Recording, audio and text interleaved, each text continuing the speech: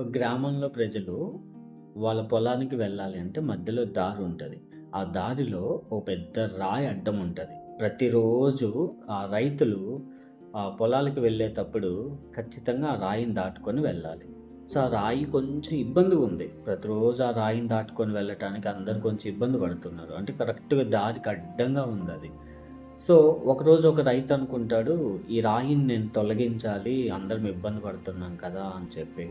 So, రోజు ఈ ఇబ్బందెందుకు ఈ రాయిని తొలగించాలని చెప్పి అతను డిసైడ్ అయితాడు. అతనేం చేస్తాడు, ఆ రోజు మార్నింగ్ నుంచి ఈవినింగ్ దాకా కష్టపడి ఆ రాయిని ఎట్లో దిట్టు చిన్నంగా తొలగించేశాడు. రాయిని తొలగించిన తర్వాత రాయి కింద కొంచెం బంగారపు మూట ఉంటదండి. ఆ మూట పైన ఒక పేపర్‌తో ఇట్లా రాసుంటది. ఎవరైతే కష్టపడి తొలగిస్తారో వాళ్ళకి మాత్రమే ఈ బంగారం మూటను తీసుకునేదానికి అర్హత ఉంటాది అని చెప్పి. సో, ఈ స్టోరీని మన లైఫ్‌లో కంపేర్ చేసుకుంటే అందరికీ ప్రాబ్లమ్స్ ఒస్తాయి.